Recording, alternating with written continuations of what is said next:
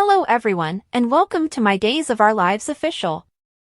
I hope everyone is having a wonderful day. Before we begin, please hit the subscribe button and give this video a thumbs up. Joy and Alex's one-night stand soon turns into something more. Joy is informed by Alex that he enjoys spending time with her.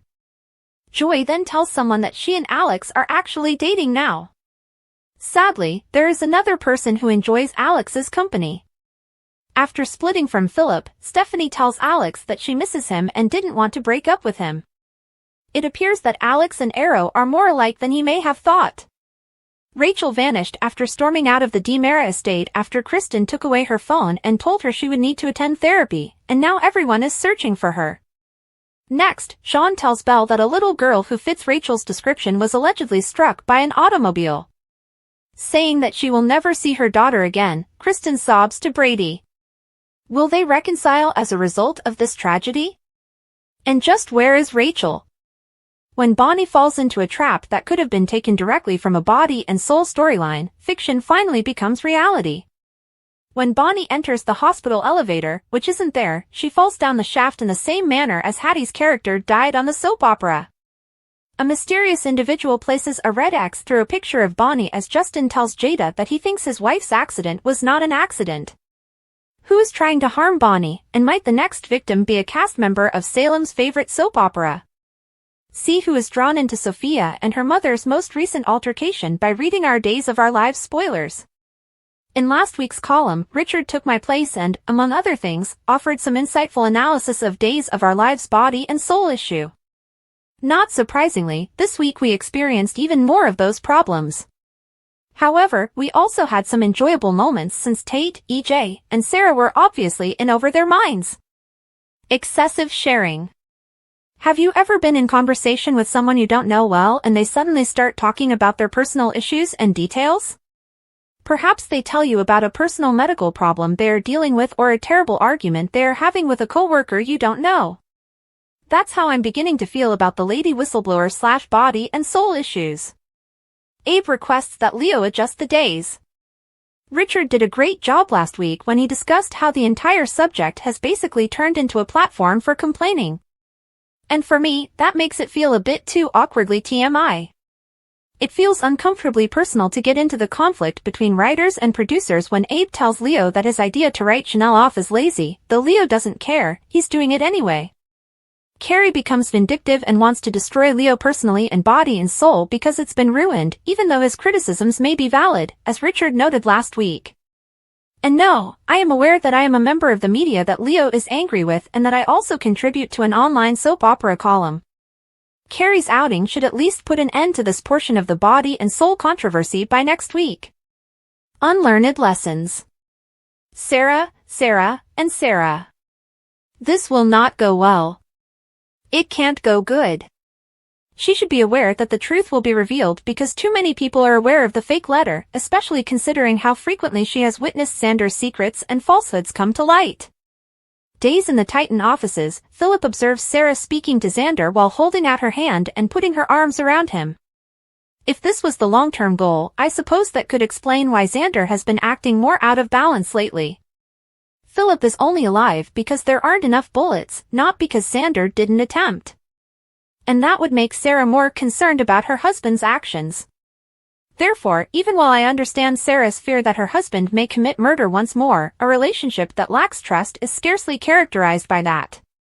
She's also acting as though Xander has never managed Titan before and is going to ruin everything now that he has unbridled authority. Does she think he and Philip will control one another?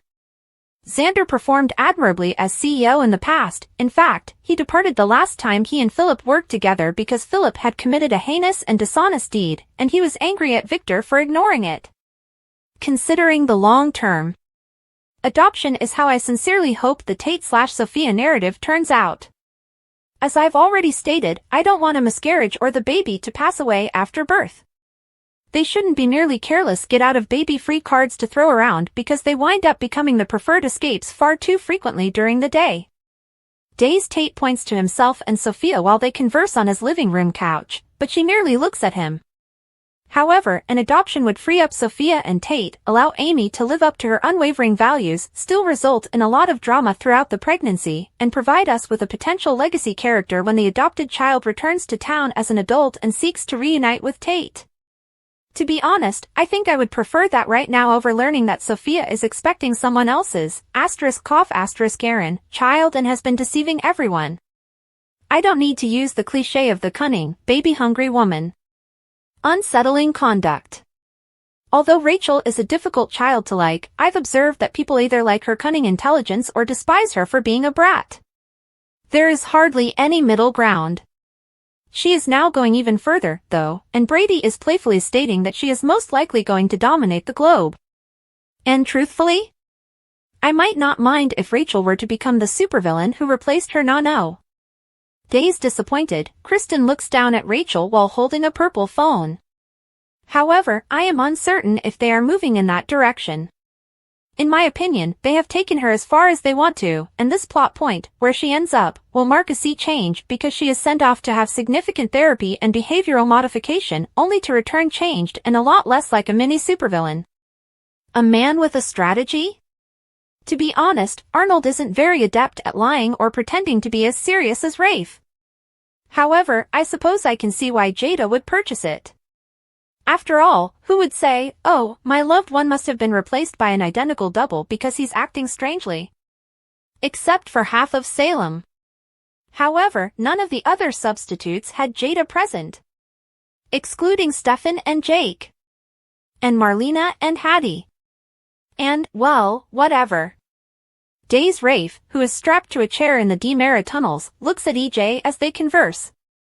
But in the end, as regular commenter Tango pointed out in Wednesday's recap, I also don't know what EJ's plan is.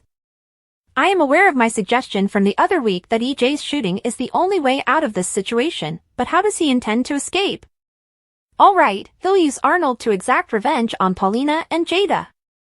Although Rafe is still restrained in the basement, I assume he will have Rafe dump Jada at the altar. What is the strategy for getting away with this, then? For a miracle, just bring in Dr. Rolf? Brainwashing? Wiping out the memory? Wandering thoughts. Comedy is one of Deidre Hall's strong suits. It was entertaining to watch Marlena's eyes jump out as she attempted to take a sip of her drink just as Leo was telling Javi and Carrie about her double possession, even though I still detest the show's constant mention of the devil. Days sitting at a table opposite Javi and Carrie, Leo smiles with Marlena. In relation to humor, EJ and Arnold make a fantastic comedic team. Are you bored? You came out of hiding for that reason? Is it rude to request that Rafe and Arnold be switched permanently?